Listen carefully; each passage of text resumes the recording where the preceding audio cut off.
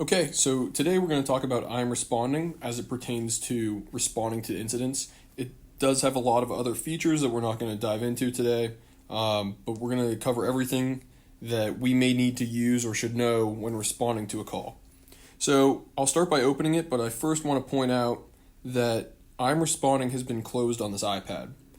That doesn't mean that we've just exited out of the app. I mean that the app has been completely closed out by swiping up on the screen and closing out of that app. That's important because when I open it, you can see that everything loads.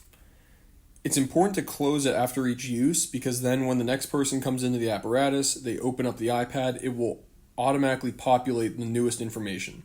So you can see our last call was 532 Christina Circle.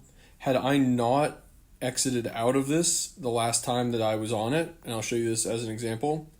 Let's say that I pull up the Valley main entrance. This was our second to last call.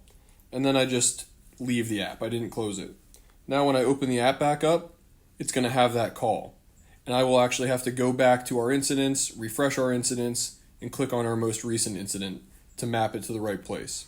So to make sure that we can take that step out of it, you should always close out of the app like so that when we go to start using it, we can just open it fresh and it populates our most recent call. So now that we've talked about the incident, we know that we can choose our most recent incident on the top right here. Let's talk about responding. So on the left here, we have the now responding chart. So you can see there's two tabs at the top. It says us and mutual aid. If I click respond now, doesn't matter where I say I'm responding, I'll just click seen, but it doesn't matter what I say. If I click respond now, I will pop up on there. Where else I pop up is on the map. So if I go to my current location and let it load. Oops, I'm sorry, I don't have on all individuals. Why is that not?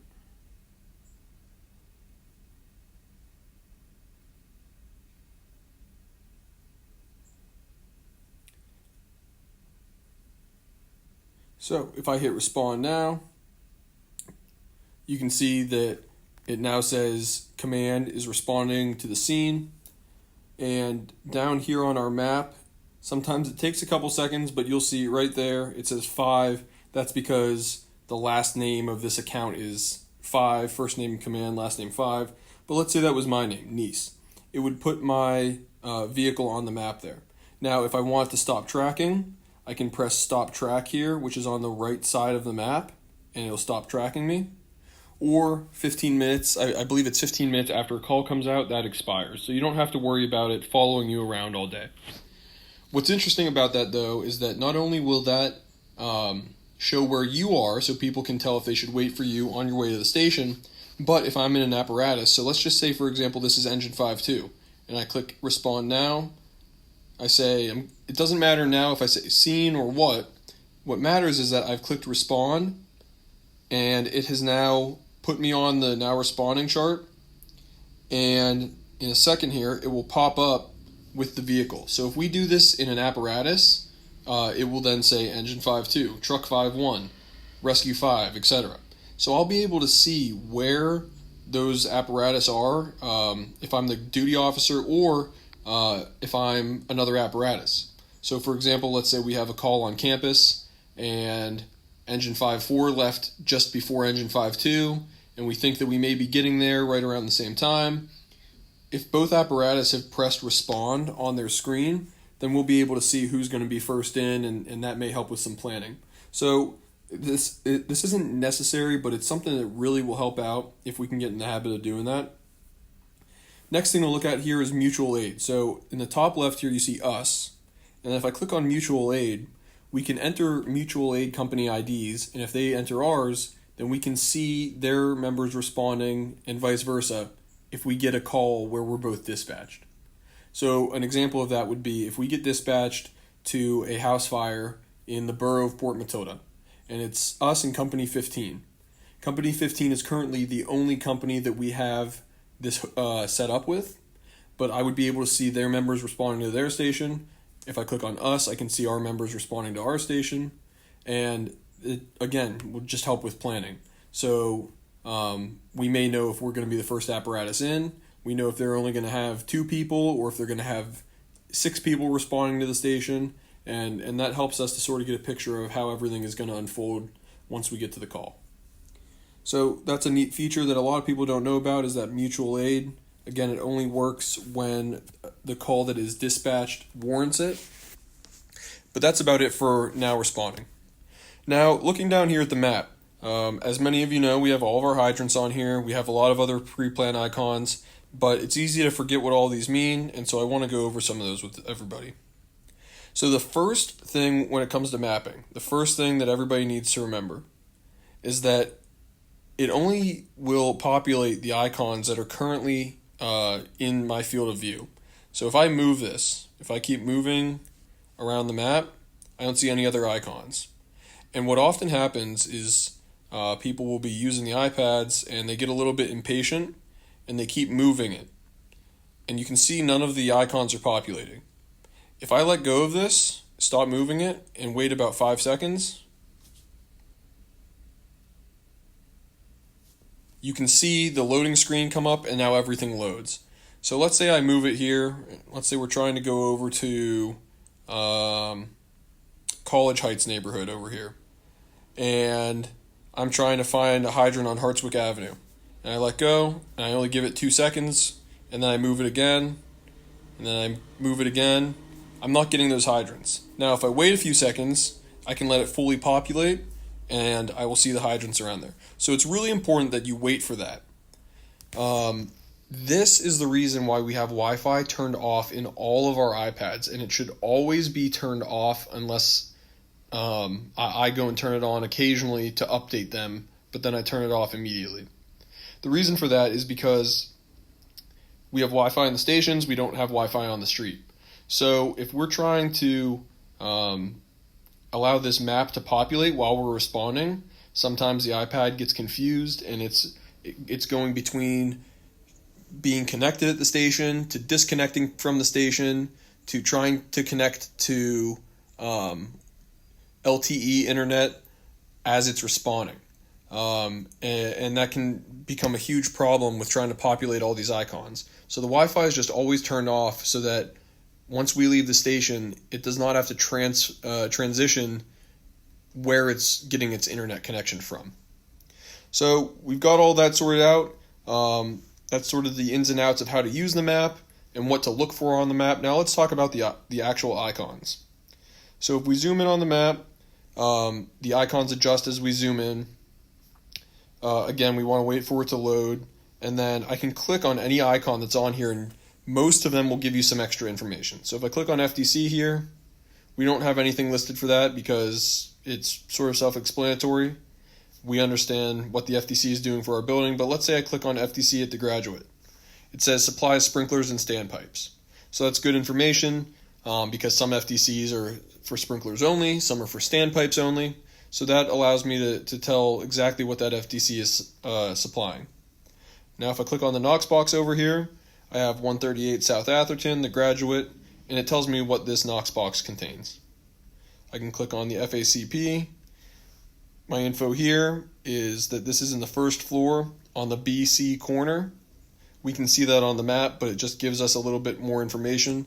You know, from the map we can see it's on the BC corner, but I wouldn't know what floor that's on. A couple other icons on here. Right here near the road, this is a Siamese sprinkler connection. It's for the exterior sprinklers on side D here that face the Imperial motor inn. And then these other two icons in here are the standpipes. So if we click on those standpipes, we get a little bit more info. So you can see this one says standpipe, only accessible from rear or by going to second floor, fed from the FDC on Beaver Avenue. So the reason for that is the way the building is configured. We need to either get to this standpipe from the rear parking lot or by going up to the second floor and then going down that stairwell. So that's really good information to have. This standpipe over here just says it's in the stairwell. It's fed from the FDC on Beaver Ave. So Very self-explanatory, a lot of good info. If we click on this pre-plan icon here, which is that piece of paper, we receive sort of an overall information tab about the building. FDC on side B, standpipes in both front and rear stairwells, fire alarm control panel on the ground floor BC corner, and where the sprinkler room is. Sprinkler room on the first floor, side B on Beaver Avenue. So some of these icons, like the sprinkler room, is not labeled with an icon because it's basically on top of the fire alarm control panel. And if you get too many icons in one spot, it just gets a little cluttered. So I figured that was probably sufficient, just having a note in here that says where it is because it's right next to the FACP, rather than flooding the map with icons. Now, what I think is the most important piece of information within this pre-plan is if you go to Documents, and then you click on Floor Plan. And now every single one of these pre-plans has been made separately, so some of the verbiage may change a little bit from pre-plan to pre-plan because there's over 150 of them, but almost all of them it says floor plan, the document I'm about to tell you about. So if you click on that, this outlines what that floor plan looks like. So sometimes some buildings, like from the graduate here, they supplied me with this, and that was very helpful. Others I made up myself, and I'll show you some of those examples. But what this helps us out with is knowing where these apartments are. So let's say, for example, we get dispatched to apartment, whether it's 119, 219, 419, 619. I know that is going to be in the on the CD corner, or sort of the C side. This building's a little bit weird with sides, but on that back corner of the building there. And that will really help me with where to position the truck, where to position apparatus in general. Versus if I have a fire in room 510, I know that's going to be right on South Atherton Street, right above the front door. So the graduate is a little bit tough to get a huge plan together for before responding, because we're only going about 50 yards. But let's say we're going to Parkway Plaza or somewhere on Viro Boulevard. We have plenty of time on our way there to look at this map, to figure out exactly where the best place to park is, and know, hey, are we going to have to use a leader line for this, or are we going to be able to park at a stairwell that's very close to this apartment? Other documents that you'll find for various apartment buildings can vary. A lot of time they're pictures. Sometimes they're documents like this, so this is just an explanation of where all of these rooms are. Here's a picture of the rear stairwell access. Looking at some other pre-plans, we'll look at the Palmerton here. Go to Documents, Floor Plan. So here's an example of a pre-plan or a floor plan that I made. So it doesn't give you the exact location of everything, but you can see right here where it says Kung Fu Tea. That's the main entrance there. So we can at least tell, especially for truck placement, if I'm going to room 205 versus room 210, I'm going to have way different truck placement. That's going to be the difference between West Beaver Avenue on the AB corner and Highland Alley on the CD corner. So knowing these things before we respond or while we're responding can be very, very beneficial. Let's scroll around the map and look at what some other icons tell us. This icon here, that's a gas shutoff for the building. I'm going to zoom out a little bit just to get a wider view. We'll let it populate. We have this general warning. So we have some general warnings. This one happens to be a post indicator valve, which is something we can open up to boost water pressure to that area. Let's see what else we have downtown. Here's another general warning. Champs Downtown. There's a CO2 tank in the basement. Approximately 1 ton in the back storage room, down the steps, walk straight ahead to the back wall. It's pretty descriptive. It tells us about a general warning, something that we would like to know about in that building if we were to accidentally, or if we were to come across it. Other things that we see on here include building outlines. So as you can see, there's still a parking lot there, and if I change the layering here to satellite, while I Am Responding does reference Google Maps, for some reason it's not up to date, and I'm not exactly sure why that is. But you can see that this is still an old parking lot. This is where where currently the Maxon building is, across from Permane Brothers. So I have an outline of what the building looks like. I also know that each one of these icons is in the proper location because I actually put them on the map while I was standing in that location. So while I can't tell exactly where that is relative to the current aerial shot of the building, I know where it is relative to everything else around it, because these are actually placed geographically on top of where they're located. So let's get out of these pre-plan markers downtown and look at some other helpful items. If we come over here to Nittany Apartments, Nittany Apartments in the past has been a pain for us because, as you can see, there's quite a few buildings, and where we park there can really make a difference. And sometimes it feels like going on a wild goose chase trying to find the right building. So you can see each one of these buildings has a number on it. If we're zoomed way out, it's pretty tough to tell where everything is. But if I zoom in, I can tell exactly which building is which, and that has come in handy multiple times. Here's a general warning. Let's see what this one is. So this is an OPP grounds crew shop right here. So there's a large fuel tank on the side of the building there. So that's just another general warning. Now let's look at some of the road markers on the highway. So I know everyone here has heard us get dispatched to the Mountain Indy Expressway to a certain block number. And of course, none of us know where those block numbers are. Well, they are on I Am Responding. So I've put all of these in, and this is referenced off of a map that I was given by the Center County Emergency Communication Center. They only gave me a map up to the 3700 block because that's where our coverage cuts off. But let's say we get dispatched to something in Boalsburg's coverage area. I think I can estimate pretty well that, judging on the fact that I have the 3300 block way up here and that goes to the 37, that down at the bottom of my screen somewhere is probably around the 4300 block, maybe 4500 block. So we can use that to reference those blocks off of. What else we have on here is turnarounds. These are super important because this tells us where we can turn around and if we can make a certain location or not from a certain exit. They especially come in handy on the highway. So, for example, here I have mile marker 73.6. That's marked because that is the exact split here where, should we have something back here a little bit more, it's going to matter if I get on at Shiloh Road or if I get on at College Avenue. If I know that it's after the 73.6, at say the 73.2, then I know it won't matter which one of those I get on because I'm going to run into it up here. I also have all these exits marked, so here's exit 73 north. And then with these turnarounds, it says exactly where they are. So if I click on that, that's at the 73.1 mile marker. So let's say that I get dispatched to the 73.2 northbound. I know that I will be able to make this turnaround and get back to the 73.2 northbound.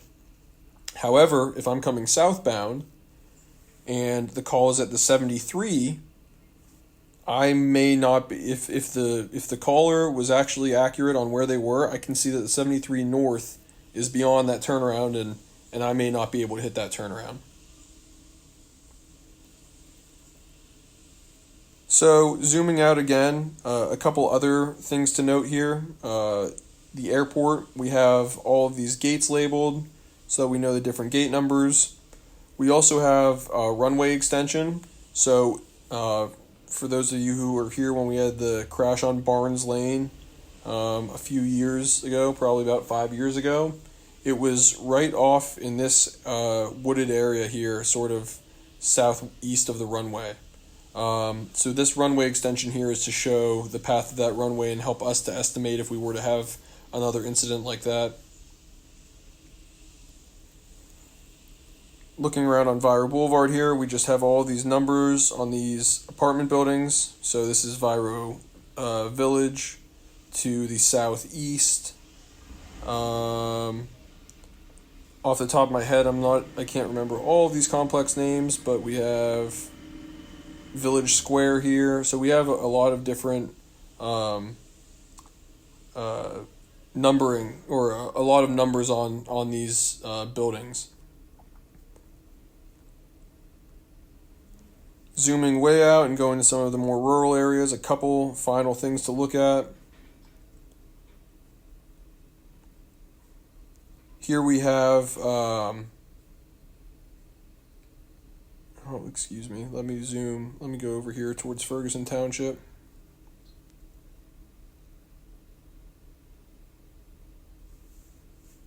Out here, we have some hydrants that are labeled in black. These are there, and they are Rock Springs hydrants. They're black and labeled as out of service because while they're there, they're really not reliable. We also have these yellow hydrants here, which are dry hydrants. So whether it's a dry hydrant that's into a pond or a cistern, we can click on it and tell. So this one right here is from a cistern with a 6-inch outlet size. One other big document that we have on here is over here at Mount Nittany. If you click on Mount Nittany, you'll get this pre-plan, and we have all of our hiking trails. So here's an emergency access plan.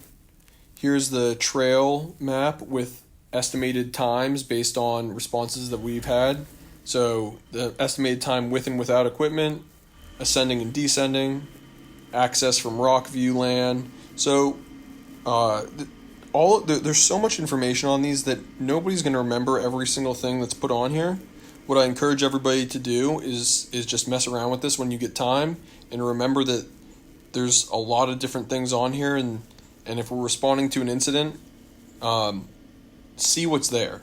You never know what notes might be on here. There may be a note that saves you 10 minutes or a lot of trouble, or not to be drastic, but saves someone's life on the way there. Knowing exactly where a standpipe is in an apartment building and where the FDC is may be the difference between life and death for somebody that's in an apartment on fire. So take your time and check this out. There's a lot of good things that can be that this can be used for. You can see here we have helicopter landing zones, and I'm always updating this, and I'm always looking for feedback. So if you have any ideas, you have anything that you think would make this that much more useful to us while responding, please let me know, and I would be glad to hear. But I hope this video has helped you some, and if you have any questions on I'm responding, please feel free to ask. Thank you.